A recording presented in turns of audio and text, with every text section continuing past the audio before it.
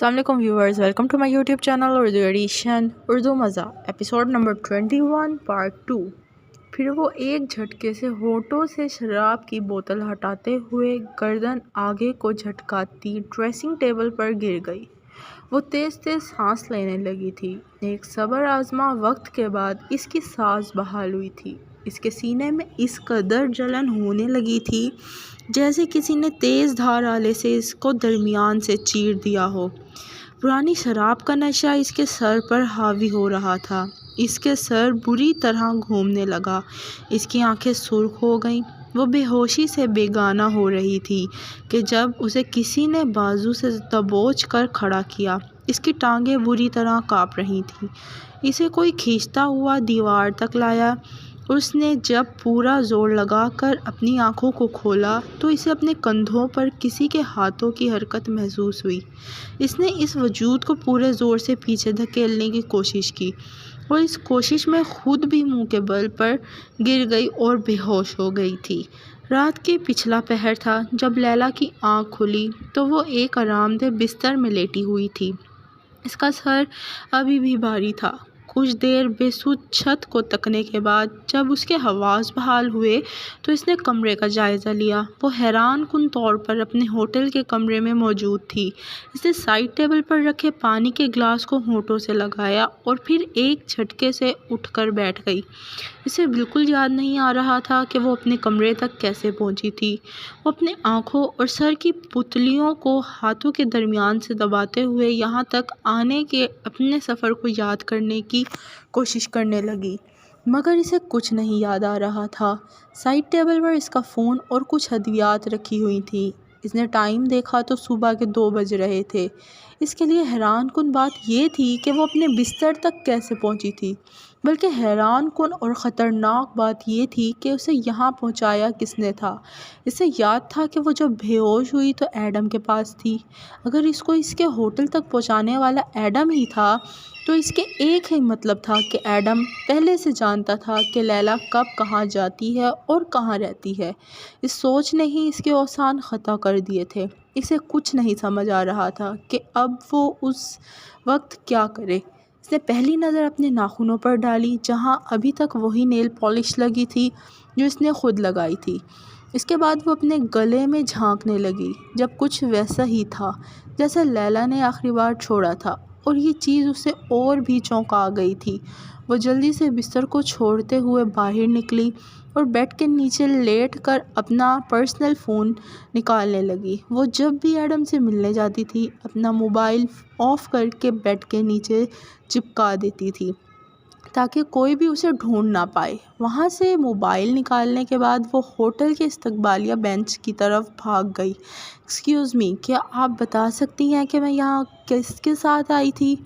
لیلا نے خود کو نارمل رکھتے ہوئے وہاں موجود لڑکی سے انفارمیشن لینے کی کوشش کی۔ آئی am sorry ma'am, I have no idea. کیا آپ یہ بتا سکتی ہیں کہ میں نے لاسٹ چیک ان کب کیا تھا؟ میم، آپ کا لاسٹ چیک ان 2 دن پہلے صبح 4 بجے ہوا۔ وہ کمپیوٹر سے چونکا دینے والا ڈیٹا نکال کر سامنے کر گئی تھی۔ لیلا حیران رہ گئی کہ وہ 2 دن سے اپنے کمرے میں ہی سوئی ہوئی تھی۔ کیا آپ مجھے اس ٹائم کی CCTV فوٹیج دکھا سکتی ہیں؟ I am sorry ma'am, it's personal property. ہم CCTV فوٹیج ریکارڈ صرف گورنمنٹ اتھارٹیز سے شیئر کر سکتے ہیں۔ Please, it's urgent. لیلا صرف یہ دیکھنا چاہتی تھی کہ وہ کس کے ساتھ ہوٹل میں داخل ہوئی تھی، مگر استقبالیہ پر بیٹھی لڑکی کسی صورت بھی سے CCTV ریکارڈنگ دکھانے پر راضی نہیں ہو رہی تھی۔ آخر لیلا نے ایک چال چلی۔ کسی نے اس ہوٹل میں میرا ریپ کیا ہے اور تم ان ثبوتوں کو چھپا رہی ہو۔ اگر تم نے مجھے ریکارڈنگ نہیں دی تو I will call to police. Oh really ma'am, آپ 2 دن بعد اپنے کمرے سے نکلی ہیں اور اب یہ ڈرامہ کر رہی ہیں؟ I mean you are a call girl اور آپ یہ کہہ رہی ہیں کہ آپ کو کسی نے ریپ کیا ہے؟ انٹرسٹنگ۔ وہ لڑکی طنزیہ انداز میں مسکرا گئی تھی۔ کیوں، کال گرل کا ریپ نہیں ہو سکتا کیا؟ میں معافی چاہتی ہوں، مگر مجھے لگتا ہے آپ کو یہ کہنا چاہیے کہ کسی نے آپ کے ساتھ رات تو گزاری مگر آپ کو اس کی قیمت ادا نہیں کی۔ جسٹ شٹ اپ بچ۔ لیلا نے اپنی چال کو ناکام ہوتے دیکھ کر فوراً پولیس کو کال کر دی تھی، جو چند ہی منٹوں میں وہاں پہنچ گئی تھی۔ انسپکٹر صاحب، میرا کسی نے ریپ کیا ہے اور یہ ہوٹل والے مجرم چھپا رہے ہیں۔ لیلا نے اپنا مدعا بیان کیا۔ یہ لڑکی جھوٹ بول رہی ہے، ہمارے ہوٹل میں ایسا کوئی واقعہ نہیں ہوا۔ وہ لڑکی لیلا کے دعوے کو جھٹلا گئی تھی۔ یہ خود ایک کال گرل ہے، صرف پبلک اسٹنٹ کر رہی ہے۔ میں نے سب ریکارڈنگ چیک کی ہیں، کوئی بھی شخص 2 دنوں سے اس کے کمرے میں نہیں گیا۔ یہ صرف اپنے ہوٹل کا نام بچانے کے لیے مجھ پر الزام لگا رہی ہے۔ میں جھوٹ نہیں بول رہی، میرا ریپ ہوا ہے۔ اوکے مس لیلا، آپ ہمارے ساتھ چلیں، ہم فورینزک لیب سے کنفرم کر لیتے ہیں۔ مجھے سیکسول اسالٹمنٹ فورینزک ایگزامز نہیں کروانا، اور نہ ہی کوئی 2 فنگر ٹیسٹ۔ لیلا لاشعوری طور پر ان ٹیسٹوں کا ذکر کر گئی جو پولیس والے کو چونکا گئے تھے۔ میں کہہ رہی ہوں کہ میرا ریپ ہوا ہے تو ہوا ہے۔ Are you a doctor? No, I am not. Then are you out of your mind? Believe me sir, یہ لڑکی پاگل ہے۔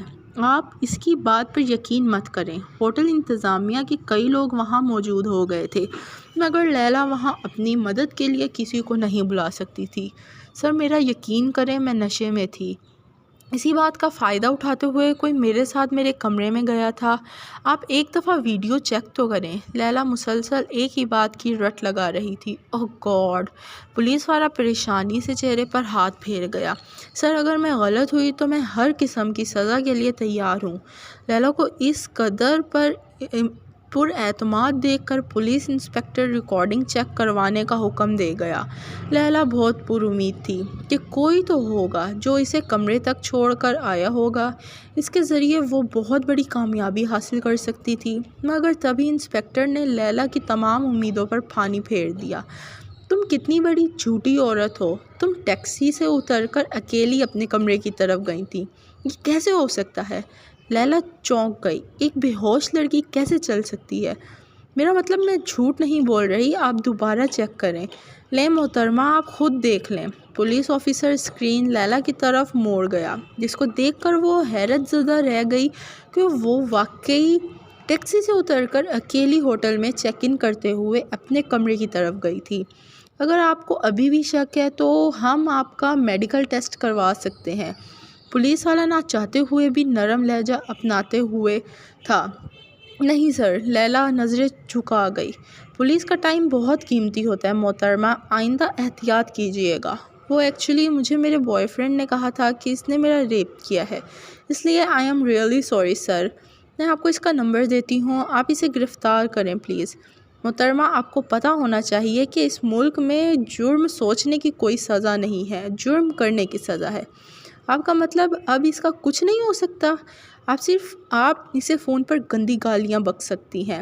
یہاں موجود سب لوگ بے اختیار ہنس دیے تھے۔ تو کیا آپ اس کام کے لیے مجھے اپنا فون دیں گے؟ ایکچولی میں نے اسے بلاک کر دیا ہے اور اب میں دوبارہ اس منحوس کو اپنے موبائل سے کال نہیں کر سکتی، اور اگر میں فون پر اسے ذلیل نہیں کروں گی تو مجھے سکون نہیں آئے گا۔ پلیز پلیز پلیز سر، اب آپ اتنا تو کر سکتے ہیں۔ پولیس والا اس کی تیز رفتار باتیں سن کر بے اختیار مسکرا رہا تھا۔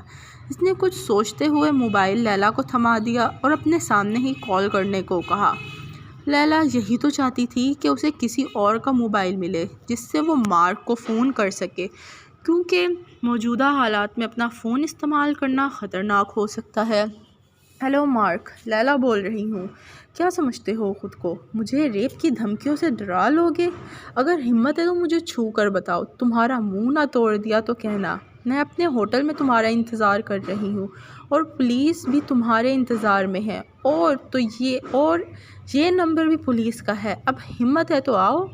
انسپکٹر صاحب، لگتا ہے وہ ڈر کر فون بند کر گیا ہے۔ لیلا نے بناوٹی مسکراہٹ کے ساتھ فون انسپکٹر کو واپس تھما دیا تھا۔ وہ ہونٹوں پر بناوٹی مسکراہٹ ضرور لائی تھی، مگر اس کا دل پھٹنے والا تھا۔ اس کا دماغ ابھی تک وہیں اٹکا ہوا تھا۔ وہ ایڈم کے کمرے سے اپنے ہوٹل روم تک کیسے پہنچی؟ دوسری طرف اپنے بستر میں موجود مارک فوری لیلا کی بات سمجھ کر گھر سے نکل آیا تھا۔ آخر ایسا کرنے کی ٹریننگ مارک نے ہی تو لیلا کو دی تھی۔ Please viewers subscribe the channel, press the bell icon, like video, do comments and share with your friends. Thank you.